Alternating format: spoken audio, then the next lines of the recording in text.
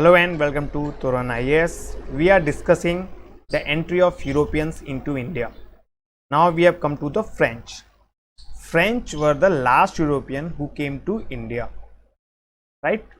Now there is a sequence of Europeans which we can discuss now. The first were Portuguese, who came very early. Vasco da Gama came in 1498. After that, Dutch came to India. Dutch established their first factory in 1605, and then English Captain Hawkins came into India in 1609 and established their factory first in 1613 at Surat. After that, Danish came to India and then French. Okay, so sometimes there can be a question about the sequence of Europeans who came to India, and the French were the last. Portuguese were the first and last to leave the India. French left the India in 1954 from the Pondicherry. Now it is called the Puducherry. Okay, so French East India Company was established in 1664 when French king came to know about the profitability of the trade with India. He was also very interested into this, so he established the French East India Company, and he has huge interest in this. And after few years, in 1667, person named Francis Caron, he came to India with a Persian person, and he established first factory at Surat in 1667. Actually, it is not being shown here in this map. Why? Because they actually lost this Surat and Masulipatam, and after 2 years in 1669 they established another factory at Masulipatam. So because at that time these two factories were very important trading center in India at that time, so they also came to these places, and it was very easier. The local ruler allowed very easily any foreigner to trade with India from these trading centers. So these two were early trading centers, and later they got the Puducherry from the local ruler. There was local Kiladar actually of Valikondipuram under the Sultan of Bijapur. Puducherry, you can see in 1674 they settled here. They got the place to settle here, and they left from Puducherry in 1954, as I told you. Later, actually, under Puducherry, after the independence, when they were established in when they were there in India, there were other places also: Yanam in Andhra Pradesh, Mahe on Malabar coast, and Karaikal. So these four places are still under the Puducherry even at present, because they have different culture. Because of the French settlement, they have totally different cultures. And there was another factory, important factory for them. It was a Chandnagar. In 1675 they got it from the local ruler, local Subedar of this Bengal. Name was Sahista Khan. We will hear this name later also. And this area was directly under the Mughal Empire at that time. So these are few important facts about the French. No need to remember the names and the years of the factories, right? Just remember that okay, these are the important trading centers, but you can remember the sequence of Europeans who came to India.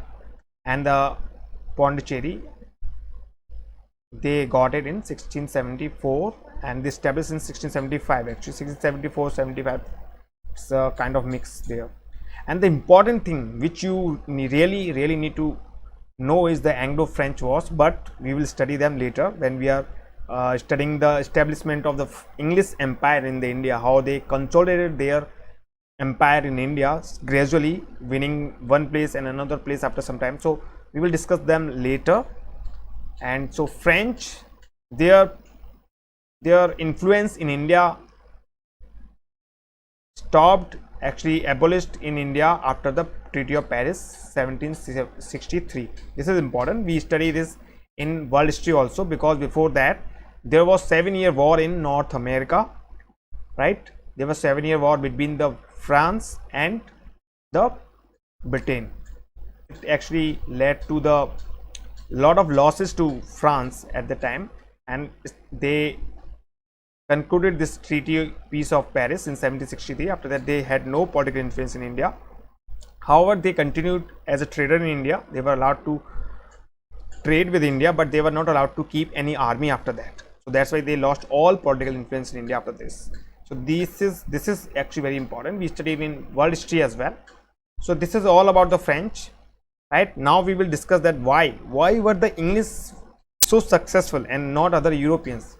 There must be some reasons, right? So we will discuss them here. So first and foremost is they had the strong navy, very strong navy. They had a strong navy.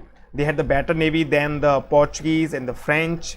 They defeated the Portuguese right way in 1612, right, as I discussed in previous video.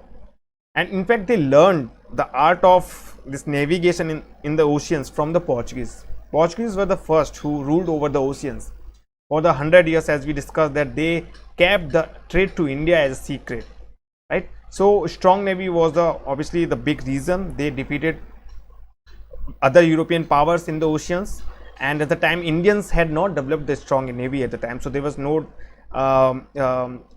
problem with the Indians, but the Europeans they had to defeat, and so because of the strong navy they could easily defeat them.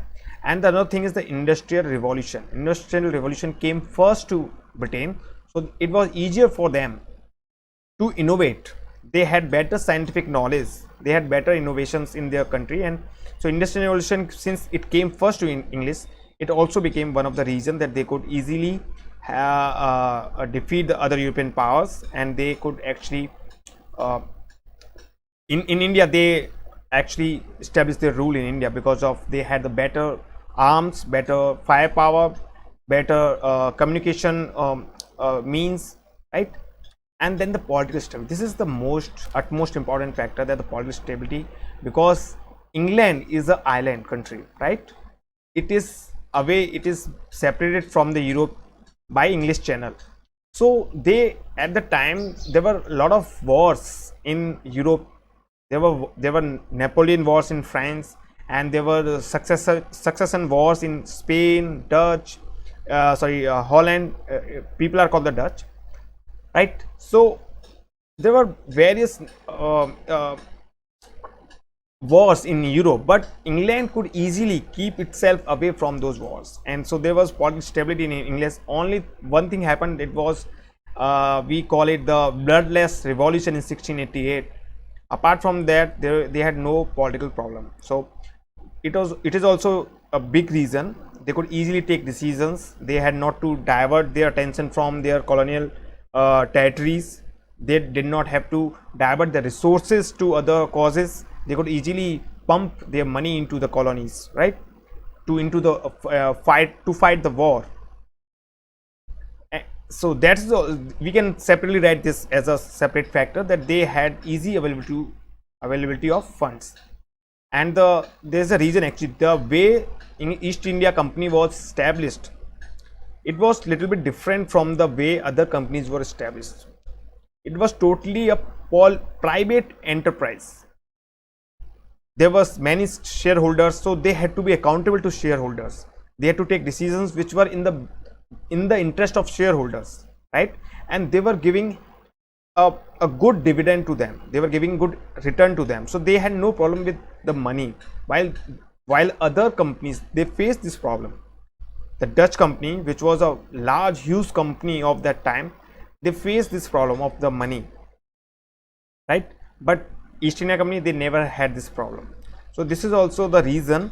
And another thing which actually has a relation with the local people, that is the lesser interest in the missionary activities. They themselves were not directly involved in spreading the Christianity into India. Along with them, actually, there were Danish people. Danish people had the sole objective of spreading the Christianity in India. They had no territorial objectives. They had no territorial ambitions into India or the trading ambitions. They came to India, Danish people, Denmark people, they came to India only with the purpose of spreading Christianity into India. And they were actually supported by the Britishers. So Britishers directly themselves were never spreading the Christianity. However, there were some missionaries with them, but not too much emphasis on that.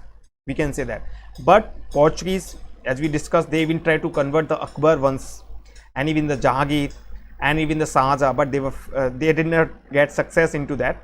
And so actually this did not antagonize the local ruler, while the other Portuguese were seen with a lot of suspicions by the local rulers, even if they were taking their help to fight the wars. But they knew that these guys are not the actually these guys have some disguised objectives, that is to spread the Christianity into India. And the religion was a very important for the people of India at that time also, and it's important even now.